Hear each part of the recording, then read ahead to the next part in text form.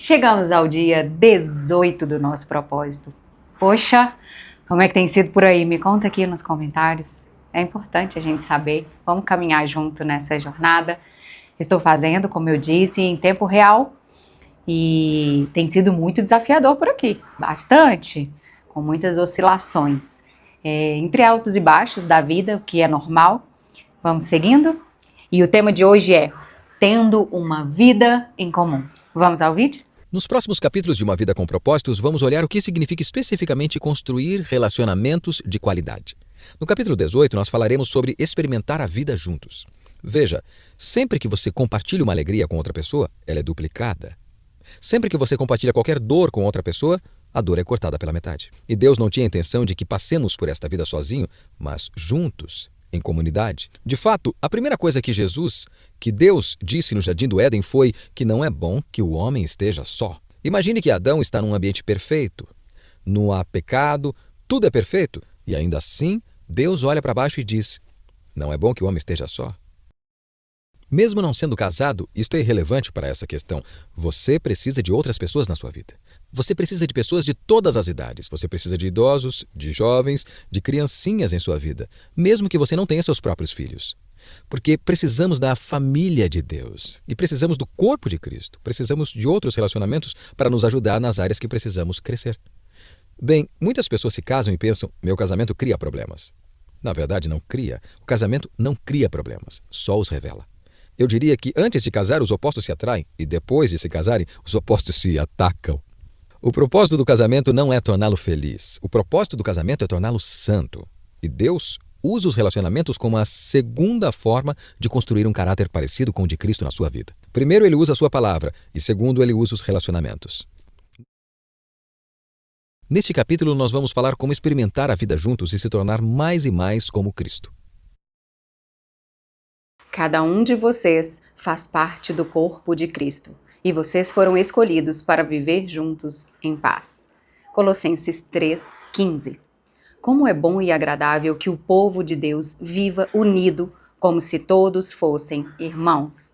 Salmos 133:1. A vida foi feita para ser compartilhada. Deus deseja que experimentemos uma vida em comum. A Bíblia chama comunhão essa experiência compartilhada. Hoje em dia, entretanto, essa palavra perdeu grande parte de seu significado bíblico a ponto de comunhão ou confraternização quase sempre se tratar de uma conversa casual, alguma atividade social ou comida e diversão. A pergunta de qual igreja você participa significa qual igreja você frequenta? Ficar para a confraternização normalmente significa esperar pelo lanche.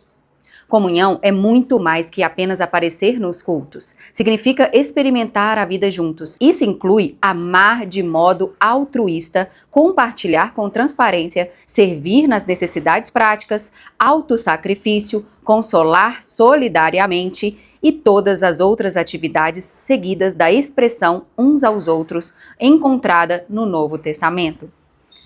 Quando se trata de comunhão, o tamanho importa. Quanto menor, melhor. Você pode adorar no meio de uma multidão, mas não pode ter comunhão com todos ao mesmo tempo.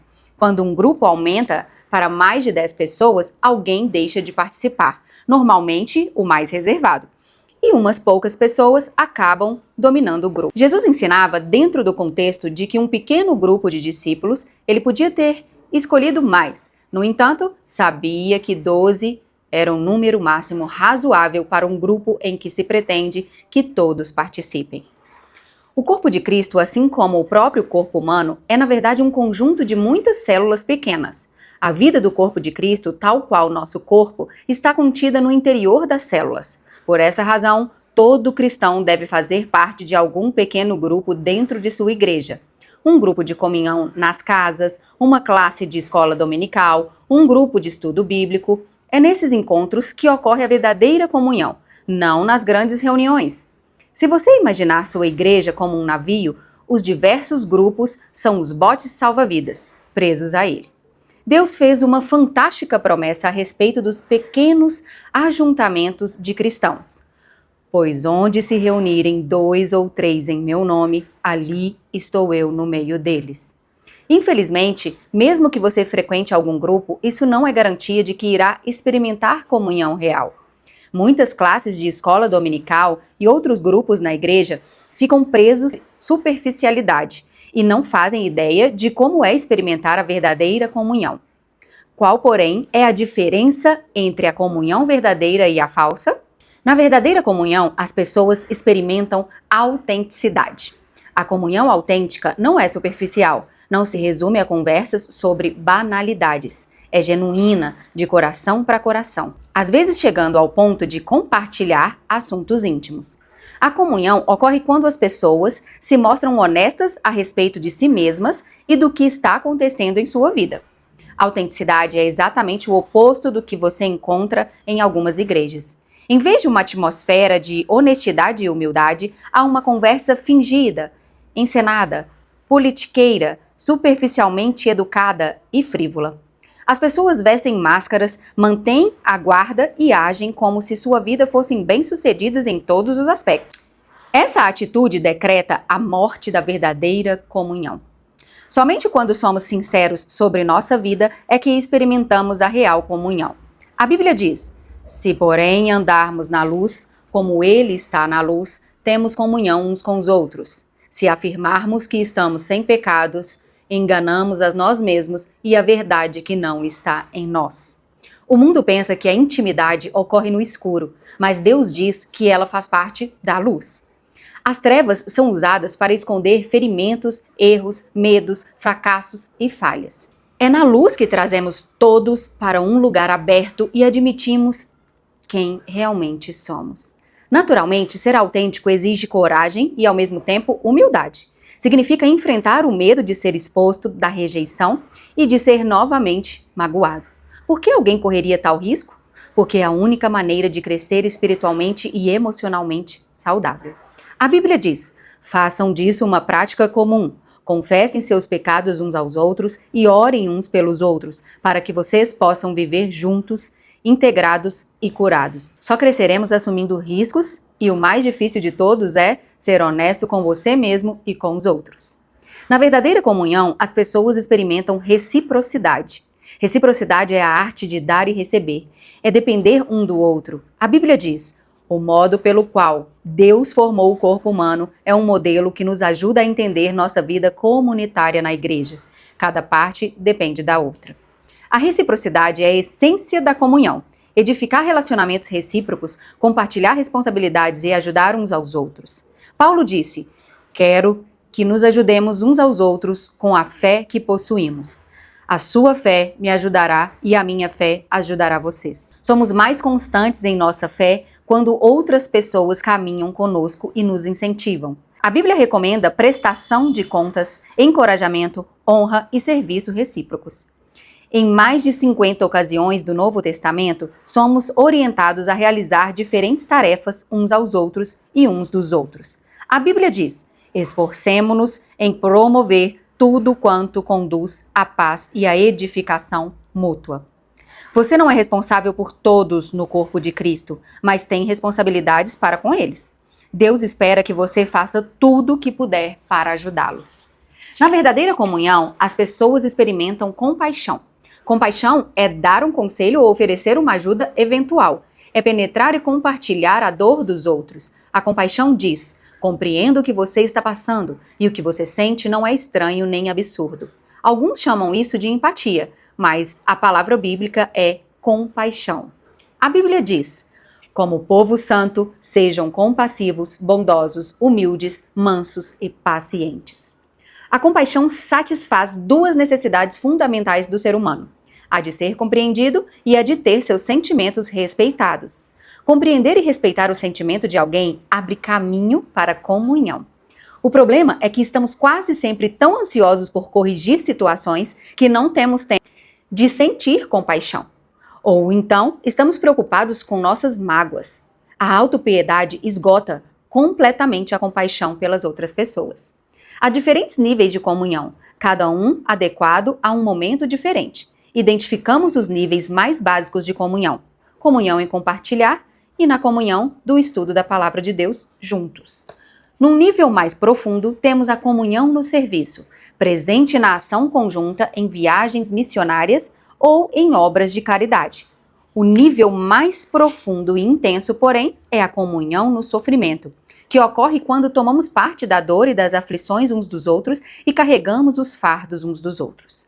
Os cristãos que melhor compreendem esse nível são aqueles que ao redor do mundo são perseguidos, discriminados e muitas vezes martirizados por causa de sua fé. A Bíblia ordena: compartilhem os seus problemas e aflições uns com os outros e dessa forma obedeçam à lei de Cristo.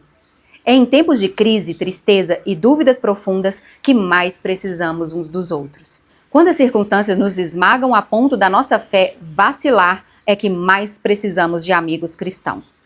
Precisamos de um grupo de amigos que tenham fé em Deus por nós e nos ajudem a superar as dificuldades. Em um grupo menor, o corpo de Cristo é real e palpável, mesmo quando Deus parece distante. Foi disso que Jó necessitou durante seu sofrimento. Ele clamou: um homem desesperado deve receber a compaixão de seus amigos, muito embora ele tenha abandonado o temor do Todo-Poderoso. Na verdadeira comunhão, as pessoas experimentam misericórdia.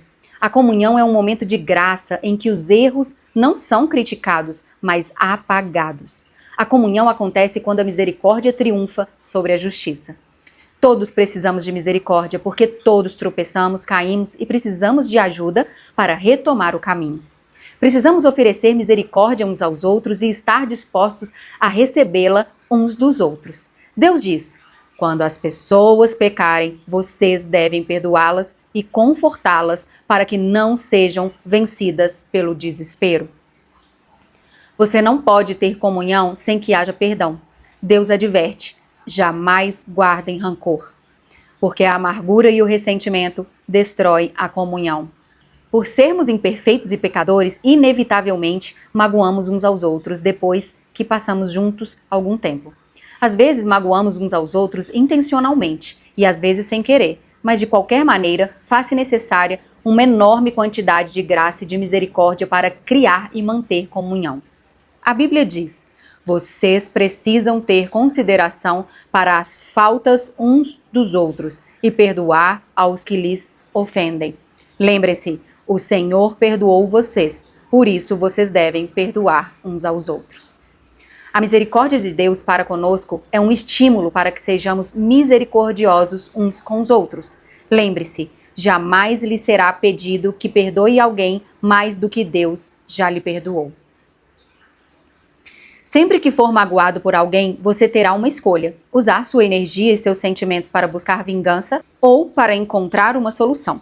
Você não pode optar por ambas as coisas. Muitos relutam em praticar a misericórdia porque não sabem a diferença entre confiar e perdoar.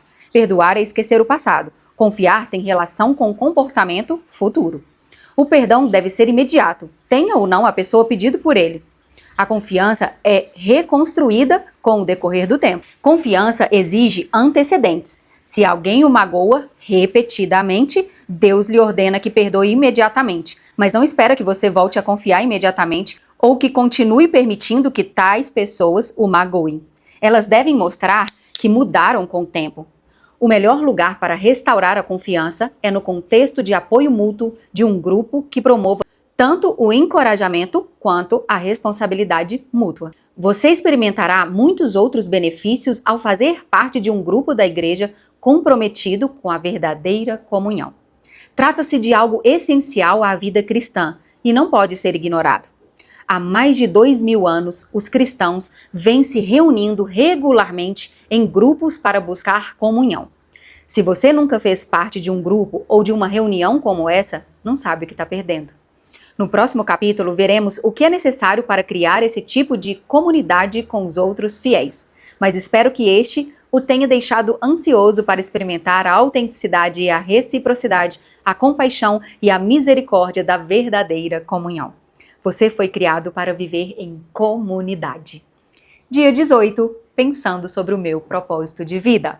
Tema para reflexão: preciso de outras pessoas em minha vida.